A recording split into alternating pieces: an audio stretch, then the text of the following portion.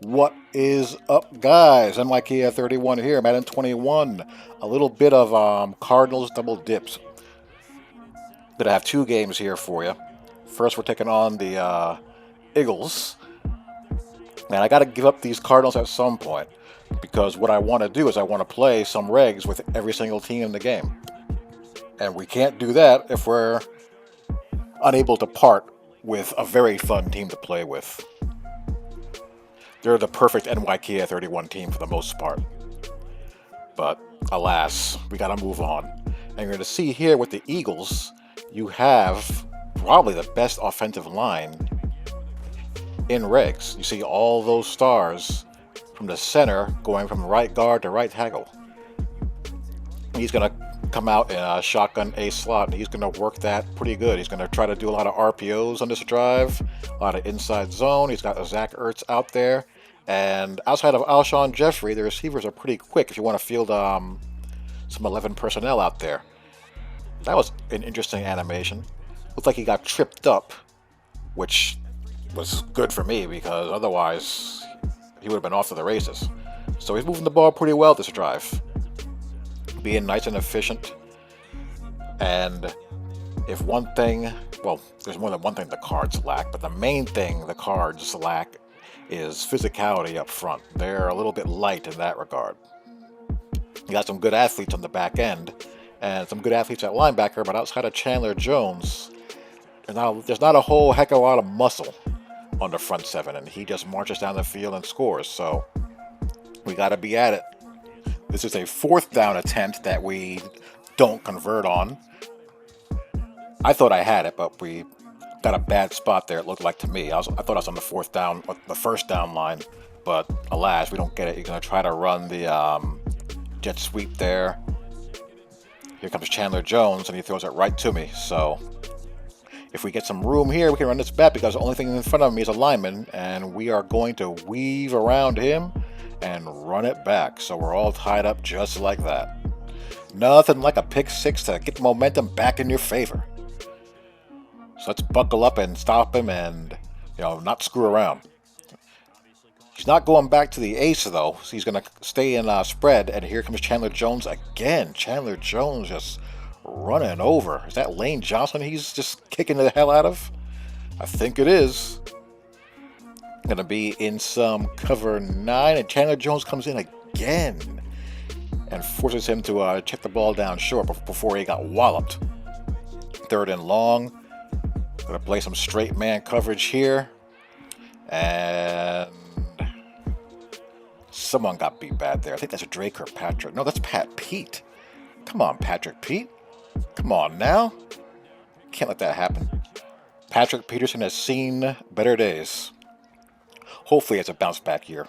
He's been getting hurt a lot more frequently in the past couple of seasons. And he hasn't been quite vintage Patrick Peterson. But anyway, we tracked down the slip screen. What I did this game is I set up my audibles. And basically to do that, you have to create not really a custom playbook. You go into the playbook editor and you just, change your audibles around and save it as a custom playbook. So that saves me some time as far as not having to fumble around at the play calling screen. We get another user pick there. I'm pretty certain he thought I was going to keep on running, but I just kept on drifting back and able to jump and get the INT. So we're back in business here. DeAndre Hopkins on the outside, a deep comeback. Going to try to pop a zone read here. We get the keep read, and we have plenty of space. All kinds of space. So we're in business. We're cooking pretty good now. This is probably cover 2 here. The key here will be to ID his user and then work levels here. And what's going to happen here is that he's going to get caught moving laterally short. And this is not Madden's of old. The safety did actually a pretty good job there of topping that post and being there. But he, when he clicked on, he went for a SWAT animation. I was underneath him already. And look at how much of a difference it makes when the user can't cover multiple levels like a madman. You can actually make progression reads. So we're able to hit the post route there, and we take the lead, but we shank the kick because the kick meter lags out, and that goes about 20 yards wide. So 13-7. With the little wide receiver screen there, and D-Jack still has those quicks, man. He's still a threat on those. He's going to stay in his double stack set. Light box, he's going to run the ball. Smart move by him. You know, just play a box count offense. If there's a light box out there and more guys for you as far as blockers go than I have, make it happen.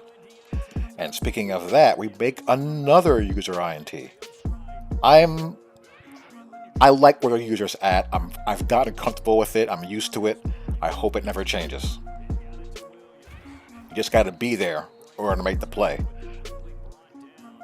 And if you have a better change of direction rating player, it makes a big difference as well. So anyway, we are back in business. We want to score here before the half, preferably a touchdown. Really put the pressure on him. We have some space again here for the zone read keep. And just like that, we're down to the 20. Going to run a little cluster action. And here, I am going to get greedy. I test the user a little bit. I force the post. And he passes the test. Can't do stuff like that. That's just a wasted possession now. Worst case scenario, I had to end up with 3 there, but you know, my greed got the better of me. So anyway, second half, we're a little smash there. He had his flat zones. It looked like he had his depth customized, and as a result, opened up the corner route behind it. We're a little angle route here against the man coverage. Now he's going into blitz mania. Larry Fitzgerald doing his thing. He can still catch the ball. Might not have the giddy up. Might not be as good a route runner in this game as he has been in past. But he can still catch. I'm going to run a little bit of Y corner. Hit the levels there. Nice and efficient so far. We're being decisive. We're getting the ball out quick to guys in space, and it's working out very well. He's being a bit weird now and using Slay on Hopkins. So I'm just throwing away from him. I'm perfectly okay doing that because I like Christian Kirk and I like Larry Fitz underneath. So he can do that all he wants. He's not going to be able to use your Slay better than Slay can play with abilities on his own. So 16-7 now. Still trying to run the ball. He's running behind his stud offensive lineman. You know, and we just don't have the physicality up front to match that. Fourth and short, we're going to go man robber with a makeshift bracket on Ertz, and we tackle him just short, so he's really up against it now. Zone read give there. And we find some nice room. Looks like he's going to be showing 0 blitz. We're going to audible to air raid under. We're looking for the post route. Post route, out route. Post route being the first look. Again, I'm pretty sure this is just a 0 blitz, so there's no one in the middle of the field. Christian Kirk gets inside, touchdown. So that should pretty much be it. I'm going to go for 2 here to try to make it 24-7, and we get it. So we're in good shape. His offense is kind of unraveled since his first drive. I don't know why he went away from it. It was working very well for him. He had me searching for ways to figure out what he was doing, but hasn't gone back to it since. If you got something rolling, keep on running it until your opponent stops it. Simple as that. So now he's just kind of, chucking and ducking. 4th and long here. And what happened here, I forgot to set my zone drops back to default, so my palms matched, and I had guys too far underneath. So I was like, shoot, let me go back and change that. I changed that.